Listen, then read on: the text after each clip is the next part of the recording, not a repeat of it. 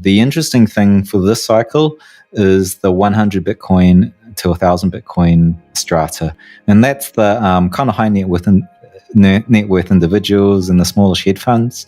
They actually bought tons of Bitcoins, and there's been an outlier bump, and that bump started around $30,000 in January. It was let me zoom in. I think okay. So that bump we saw with dolphins and sharks, 100 Bitcoins upwards, but not the whales, that started to climb after Tesla started buying Bitcoin. It was very interesting. So it's interesting in that when Elon Musk threw FUD, there was a lot of selling as well. But those guys didn't sell that much. They still hold a lot of supply. But overall, the trend is looking absolutely great.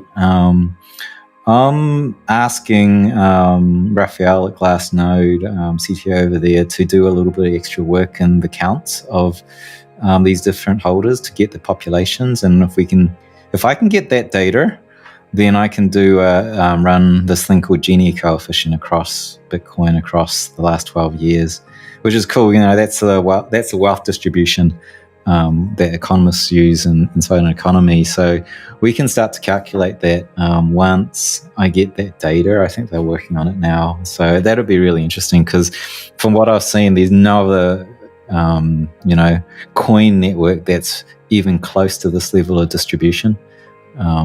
It's a really strong argument. The distribution in Bitcoin is, it's super important, because if you control a lot of the asset, then it ceases to be, a decentralized network. It can be pushed around by, like gold. Gold failed because it was too centralized in holdings. The governments held it, they used it to back money. And then when those central entities lost control of their gold, mainly America, right? They lost control of the gold, and then they decoupled us from the gold standard, and now we've got fiat. So stuff, weird stuff can happen when you've got like large pockets of control of the coins. And so, Bitcoin's like amazing right now, what I'm seeing on chain. Very heartening. Well, promising then. I was chatting to American Hodl yesterday. I gave him a call because me and him have a bet, another bet, half a Bitcoin on 300K over under. He's so super bullish. He's over and I'm under. I'm feeling pretty confident I'm going to win that bet. But you never know. End of the bull market, frothy times when things go crazy and supply shocks. And it's kind of funny enough. It's kind of a bet I want to lose because, of course, for me, it'd be great if Bitcoin reached like 280 and then ended because I win the bet. But generally speaking, if we overshoot 300, I'll be glad to lose that bet.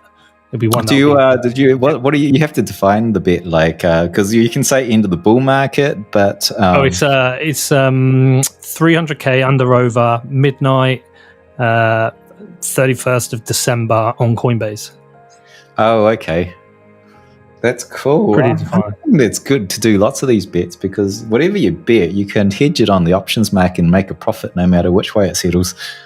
Yeah, we don't hedge though, because we think it's a bit more fun not to hedge. Right. Yeah. Okay. But you don't have to tell the other person, right? I know. But I think me and him are going to just keep making these stupid bets. And he was laughing. He was like, I'm going to probably end up giving you like 5 Bitcoin over the next few years. I was like, if you keep making these bets you will. So, but I'm bullish. It's better to bet on the negative, because if you lose the bet, you're always going to be like happy. But either way, you're happy. Yeah. Well, so I was talking to my son about this. He was like, "What's going to happen this year?" I think I tell you who's pretty good at predictions is Pantera, and I think they've got it topping out about 115, 120. I do think 100 will be some weird psychological battle, because I think there's some people who might be like, "Oh, if I sell 10 Bitcoin, I'll have $1 million, yada yada. I'll be a millionaire." And I think that, for just a number of reasons, will be a psychological battle. I could be wrong. We could just fly through it. I mean, remember 10K in 2017? We flew through it. It's absolutely possible. I think that Pantera, didn't they use the stock to flow ratio as their prediction?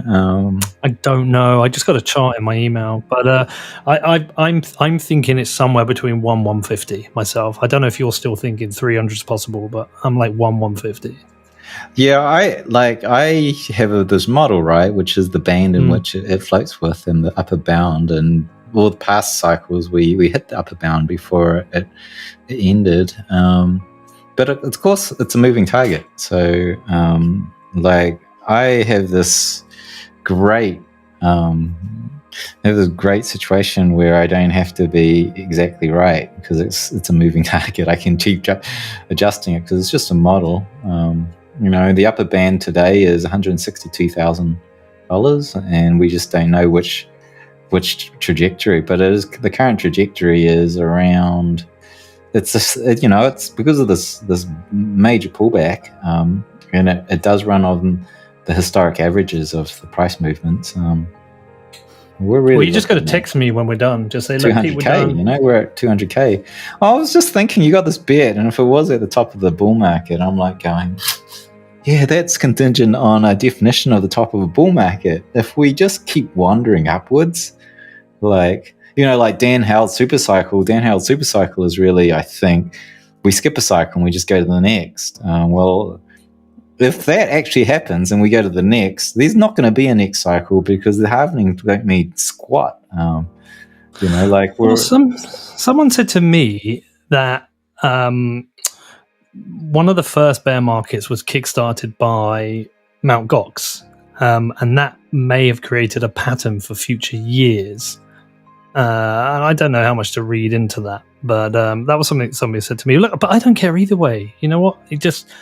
What will be, will be. I would just love, personally, this whole 4-year structure to break and things to become a little bit more, in some ways, I'm saying random, but a little bit more consistent as well. Yeah. Because it's just this if it becomes this predictable 4-year, every 4 years, I find it a little bit boring.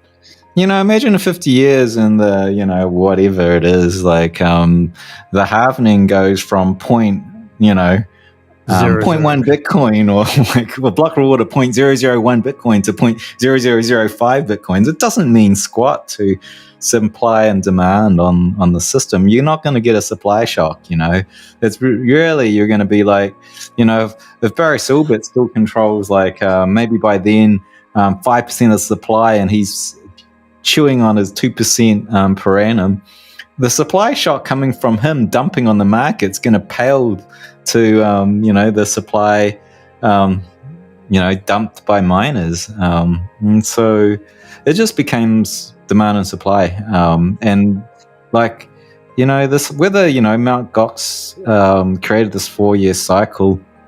If you look at how it has worked in the past, when the halvening happens, there's an impulse, a push, right? Because suddenly the constant supply and sell down of miners halve, and so it's a push one way. So the cycles are from the push, not the bear market. It's in this halvening where the price just is wandering sideways, and then it starts to gather steam as that collective push, sort of works its way into the system. So we get a shove every 4 years at a particular time, and then it moves up. Where it tops, it's anyone's business. I think maybe he's right. Maybe Mt. Gox was the cause of that top. Maybe 2017 was a top because that was the first major tax season. People didn't really figure out paying taxes in 2013.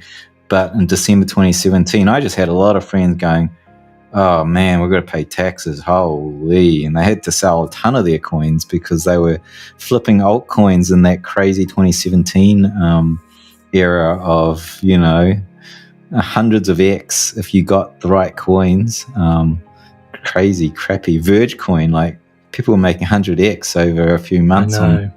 And I was like, oh, well, I know someone who bought a house from their Verge coin, and then they paid more tax than their than they had left at the end of the bear season. So 2017 top probably was a tax top.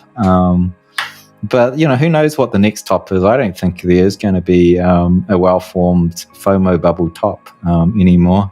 Like, I want to just do a little bit more research into it. I'm starting to get some of the data behind it.